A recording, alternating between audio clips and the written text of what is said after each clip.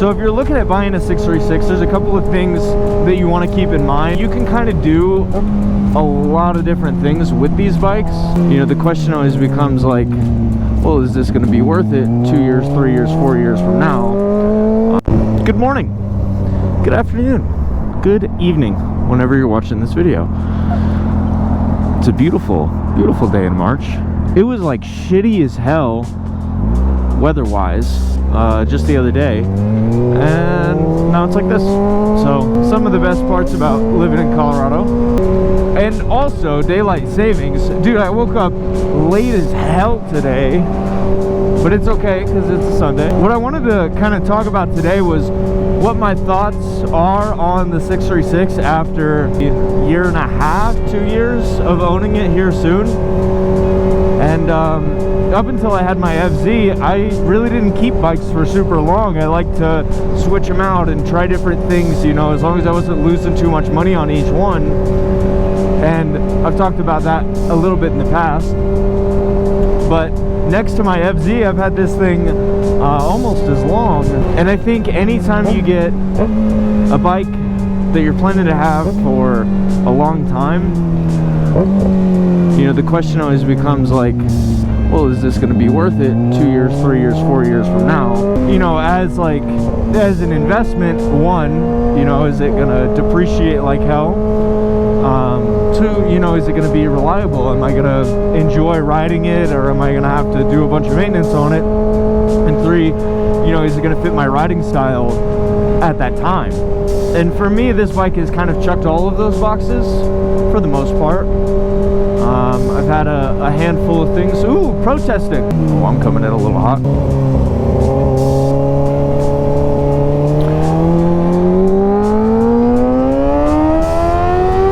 Yeah, but for me, honestly, this bike has done a lot of things perfectly right.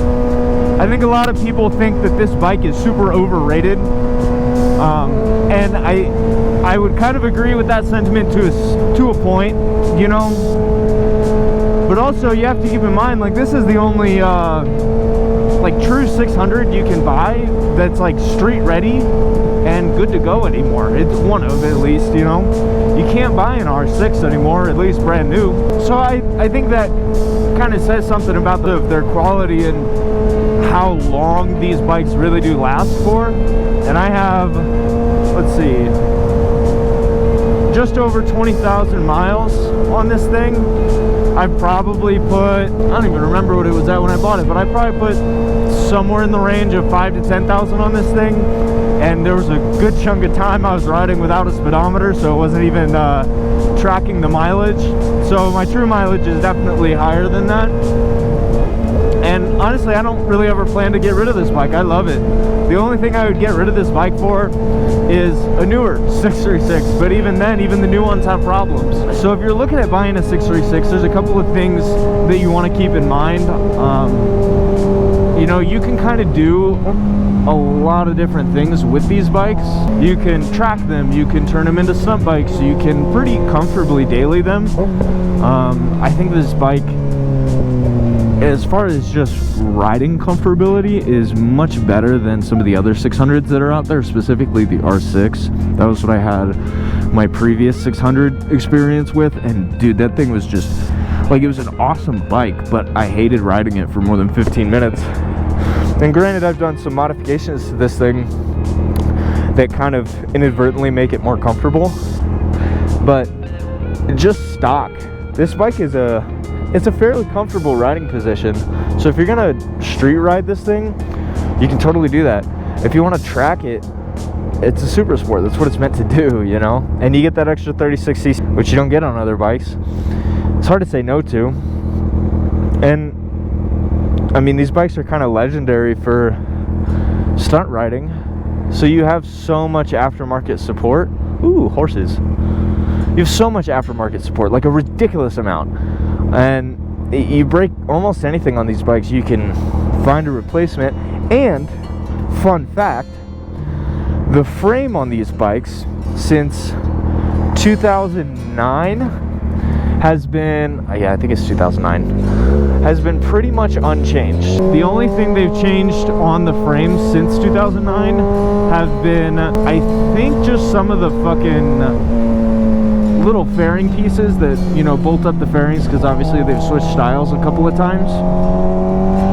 But that's really cool, because that means that a lot of parts from other generations will fit your generation of 636, even if you have a 2009 to 2012, which I believe, off the top of my head, is a 600. It is not a 636, it is a 600.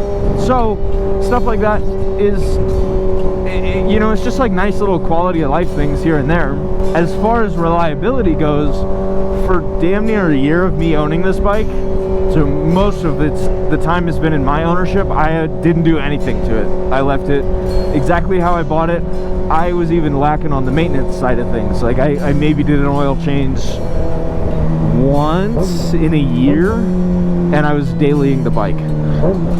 So I think that should kind of say something about how well these bikes perform, you know, in a daily context and in a high mileage context. I haven't had any weird problems. Yes, my ABS light is on because I pulled the ABS system out, and my check engine light is on. That's the only weird thing that I've had, and I've had that problem since I bought the bike. I don't remember what the code is off the top of my head, but it's a code that doesn't really make sense for any of the, oh shit, the curb. That doesn't even really make sense, and it hasn't quite given me any problems, so I'm not really too worried about it. It is something I would like to get fixed, but it's not the end of the world. This bike does have a little bit of trouble cold starting sometimes, and what I mean by that is you kind of have to cold start it as if you're cold starting a carbureted bike, just by giving it a little bit of extra gas. Sit there for a couple of minutes. I actually really like to let this bike warm up as long as possible.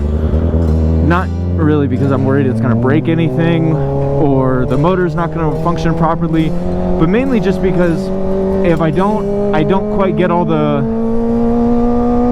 snappy power that I want once the bike is warmed up, and I don't really like riding like that. It's weird cold riding a bike. Some of the newer bikes you can do it just fine, but this one I don't really like to cold start it and then just go, you know. Other than that, I mean, I haven't even done the clean air mod on this thing, and I really need to, because if, you know, obviously if I'm dipping the bike back, I don't want that oil going backwards in the motor, you know what I mean? So I need to do that, but I haven't, and I really haven't had any problems. So I think that kind of just speaks to how well these motors, you know, can handle a lot of abuse. These frames can handle a lot of abuse. Granted, I haven't really, you know, dumped this bike as much as I probably should if I want to get better, right? I think it's, at least in my opinion, there's a million reasons to own one of these bikes, and they're all good reasons, because these bikes are awesome, and they'll do exactly what you want them to do every time. The boys. Oh shit, where is it? But anyways, yeah, you can do whatever you want with this bike, and it's properly rated, in my opinion. I think it's great for a million different things, you know.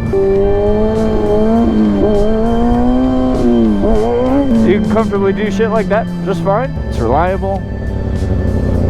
Wealth of aftermarket parts and support for it. I think they just get a bad name because of really a lot of people buy them and then treat them like shit and don't know what they're doing. And frankly, I'm one of those people. If you guys like the video, hit the like button. If you disliked it, hit the dislike button. And if you have any ideas for things I should talk about or things I should do / say, let me know. If you want to get notified when I make new videos, click the subscribe button. Anywho, I will talk to you guys later. I'm gonna go have fun. Peace.